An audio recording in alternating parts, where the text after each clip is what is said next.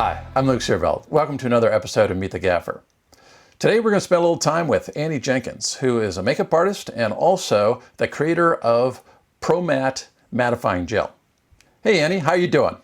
Hey, Luke. Hey, so right off the bat, I'm wondering if this is a Gaffer channel. I'm wondering if you can tell me why we should care about a makeup product. Right. So years ago, there was a mass market mattifier gel out there that makeup artists used, but also DPs had it, gaffers, photographers, everybody used it. It was a good little simple way to just cut the shine on somebody. So again, makeup artists could use it with some other tips and tricks, or you could just get it out of your simple camera bag and do a quick touch up just for shine on the set. Anyone could do it. And then that was discontinued. And then I went on a quest to find a comparable product on the market for years. We always talked about it. A makeup artist would always talk about, what did you find? What's new? Nothing else was good enough. So I went to work and it took about 4 years to develop this, which I think is as good as the other one.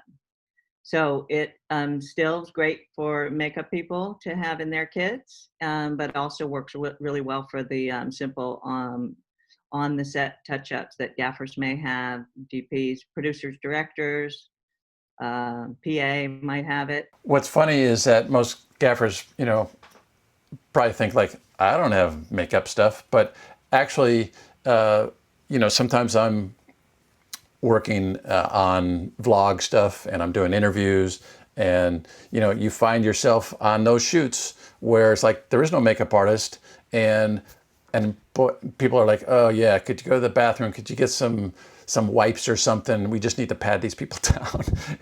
and I'm like, you know what, that's why I had this little kit. And for years, I would after that stuff went off the market, I would use this product. Is like Too-Faced. It's absolutely invisible, it says, but it's a it's still sort of like a powder type gel thing.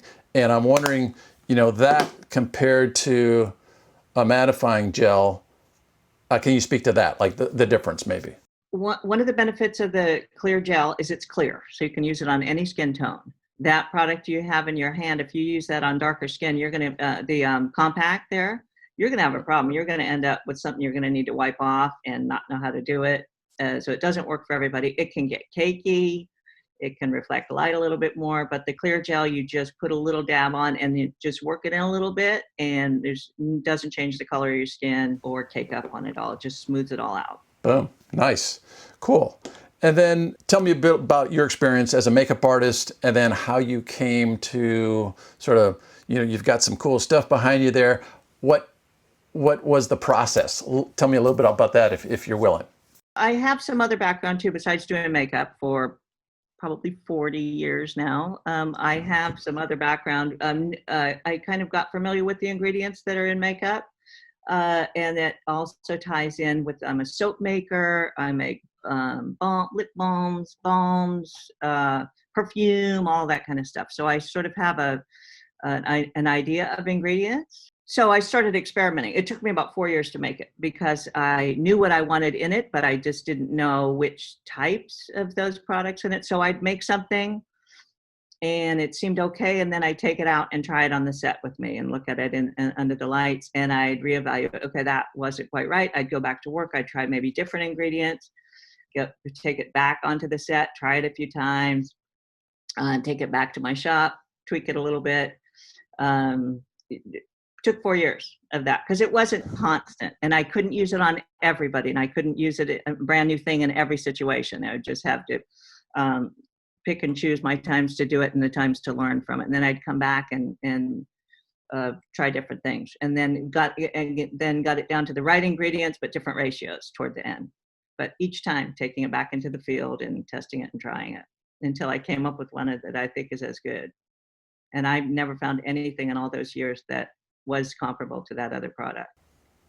That's awesome. You've had to do everything. I mean, you're kind of used to doing that as a freelancer, but you've put together a website, you have a way to purchase it through that. Do you ever feel, I don't know, like you don't have a series of chemists, you don't have a huge marketing, budget behind you. Here you are, just, this creator entrepreneur type. Yeah, speak to that a little bit. Yeah, it's definitely going to be a word of mouth product. Nobody's ever going to find this by a Google search. There's a lot of big name companies that make a version of this, not necessarily the same type. There's some this is a silicone based product, but there's others that are clay based and different types of things. But I'll never get into the search engine above Sephora or something that has it there. And it's really not my goal to. The brand name product that went off the market never did market to. It was a ladies makeup company.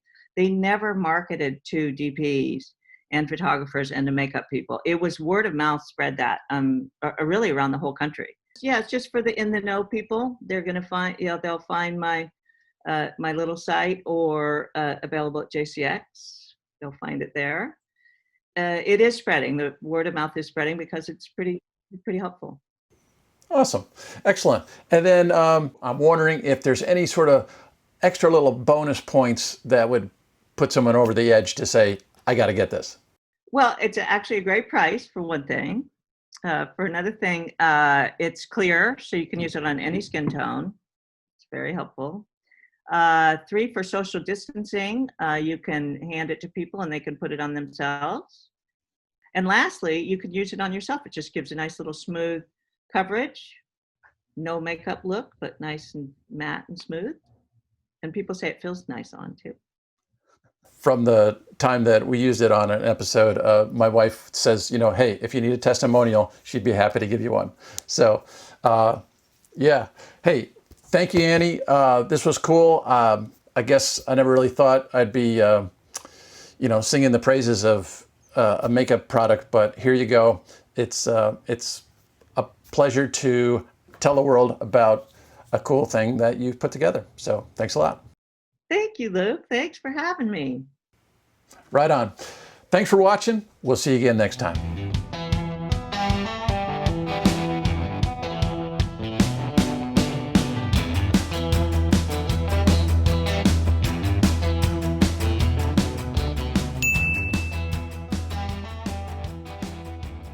Can you tell me anything about the process behind you?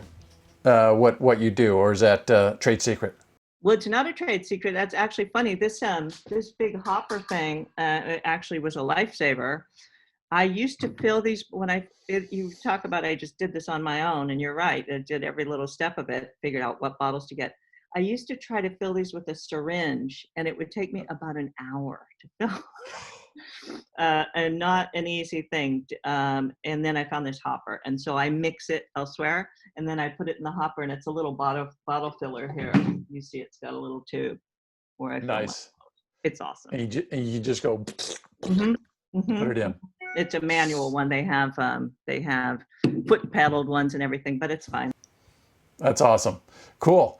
Hey, I appreciate you taking the time, and I hope a few people reach out and get the opportunity to use a great product. Thank you. All right.